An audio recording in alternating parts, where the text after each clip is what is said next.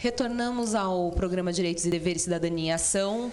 E estamos falando hoje com a doutora Thaís Rodrigues dos Santos, autora da obra Revisão dos Benefícios Previdenciários em prol do melhor benefício.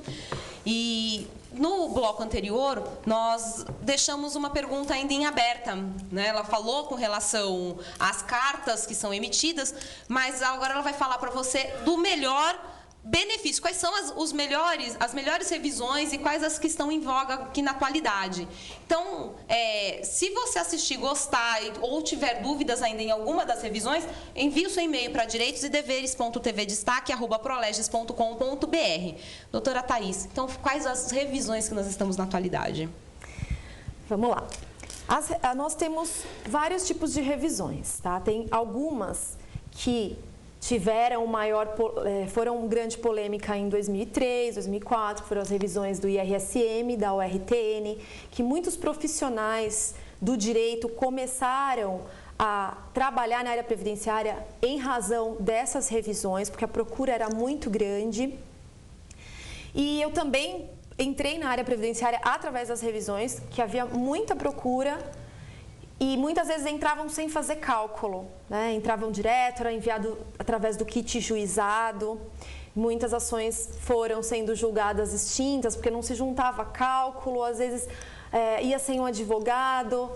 Muitos processos foram favoráveis, muitos desfavoráveis, e ainda dá para salvar alguns processos. Eu ainda tenho muitos processos de IRSM e ORTN, mas ainda há uma discussão muito grande falando sobre a decadência. Após a decisão de novembro de 2013, os processos que estavam em andamento na Justiça começaram a ser julgados improcedentes em razão deste Instituto da Decadência. Foram todos incestados num balaio só. Exato. E aí, o que eles fizeram? Como saiu a decisão vinculante do Supremo, então eles pegaram todos os processos em andamento só para a gente poder e falar assim, ó, tá tudo improcedente em função de que vocês perderam o prazo. E aí, o que acontece? A Justiça, ela muitas vezes, principalmente na esfera dos juizados especiais federais, quando verifica que é um processo de revisão, passou dos 10 anos da data de concessão, já decadência. E às vezes não é uma revisão que não se é uma revisão que não se submete a prazo decadencial.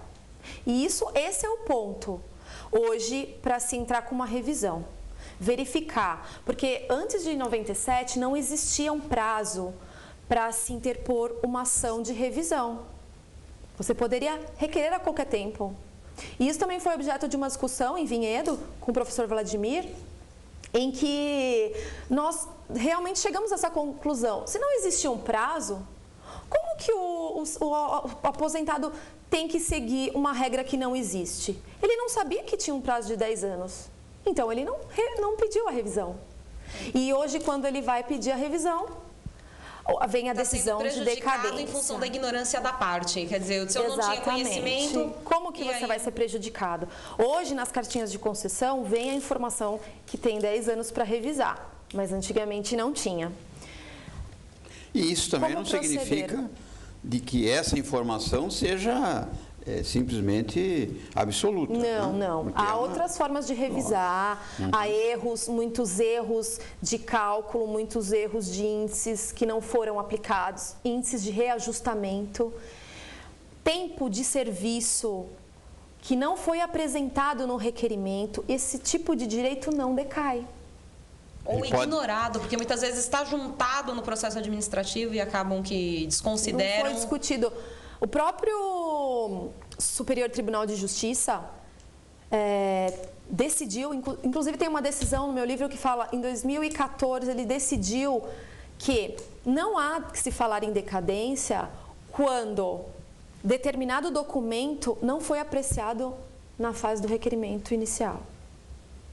Então, isso já é uma fundamentação que tira a decadência de toda e qualquer análise. Porque se eu tenho um tempo especial que eu não consegui, por alguma razão, juntar no meu requerimento no período em que me aposentei, e hoje eu consigo esse documento, seja uma certidão de tempo, seja uma comprovação de tempo militar, que eu não consegui comprovar à época, seja uma sentença trabalhista que hoje me garantiu aquele período de vínculo trabalhista que eu queira incluir para aumentar a minha renda. Isso tudo é possível e não há que se falar em decadência. Consegui encontrar uma empresa que eu não tinha mais o registro na carteira de trabalho. Exatamente, isso acontece e tem uma muito. Cópia do livro, Isso. muitos conseguem.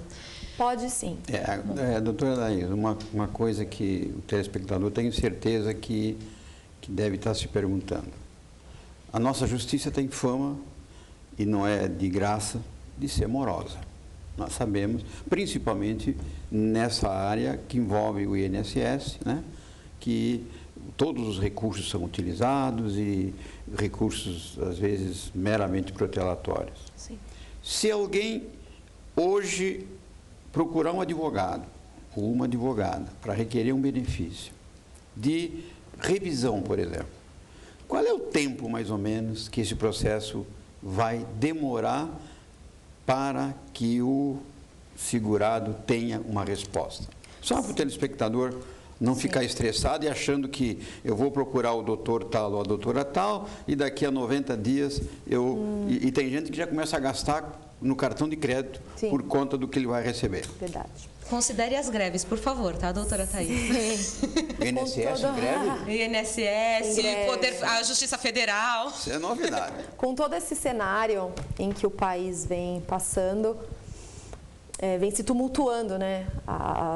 Os processos, a lentidão da justiça, isso é uma obviedade, mas é importante o segurado ou aposentado saber que não é rápido. Embora existam vários tipos de revisão, existem, claro, as revisões que elas tramitam mais rápido porque já tem ação civil pública, que já garantiu o direito, principalmente nos benefícios por incapacidade, tem a revisão da súmula 260 do Tribunal de Recursos, do extinto Tribunal de Recursos, que já tem uma ação civil que determinou realmente que seja pago esses direitos. A revisão do artigo 29, inciso 2 da Lei 8.213 de 91, também é uma outra ação que é garantido, já tem muitos aposentados receberam, muitos aposentados por invalidez ou que receberam o auxílio-doença em determinado período, receberam essa cartinha já com valor de atrasados, de acordo com o cronograma, desde 2015, para começar a receber esses valores. Existem, então, essas revisões que já são garantidas. Essas podem demorar um tempo menor. Vai depender de cada turma, cada julgador. Por quê? Há muitas revisões que elas divergem os entendimentos.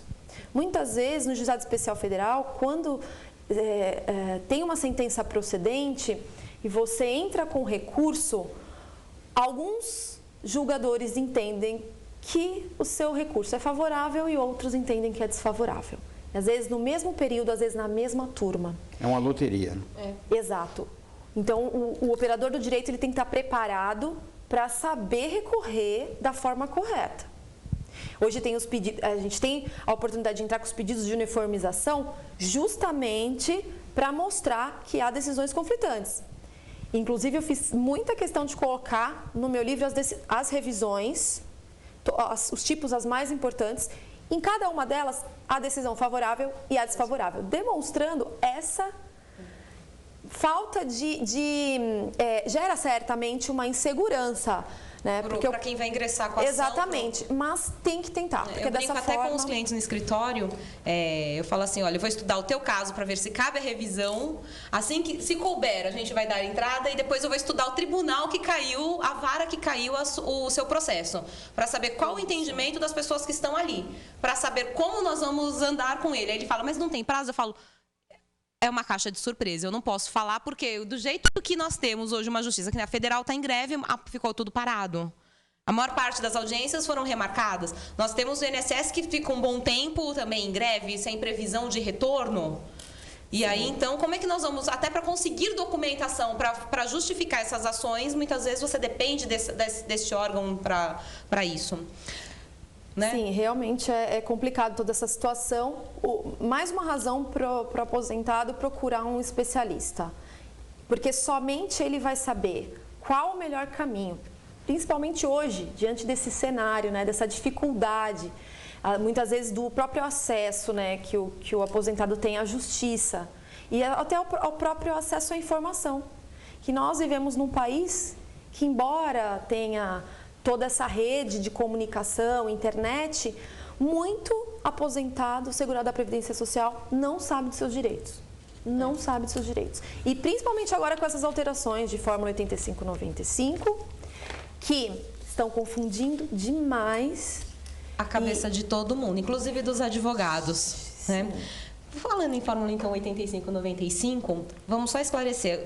No começo, aliás, no final de dezembro até agora, eu acho que nós estamos vivendo eles falam uma mini reforma, mas eu falo que é uma grande reforma na Previdência Social. Eu costumo até falar em aula ou quando me perguntam, que eu falo que muitas vezes a gente está chegando até na extinção de alguns tipos de aposentadoria do ponto de vista que a gente vai estar analisando a Previdência com essas reformas. Nós tivemos agora a instrução normativa no começo do ano de 2015 77. A 77. E nós tivemos também a introdução, né, numa medida provisória da 85/95 e que agora está também aí para ser votada ou seja, né, com relação à progressividade desse benefício. Doutora Thaís, concluindo, porque o Fábio já está aqui apavorado, mostrando para mim que o programa está encerrando, para a gente esclarecer, vai gerar novas revisões essas leis que estão aí desta reforma? Revisão propriamente dita, eu acredito que no momento não.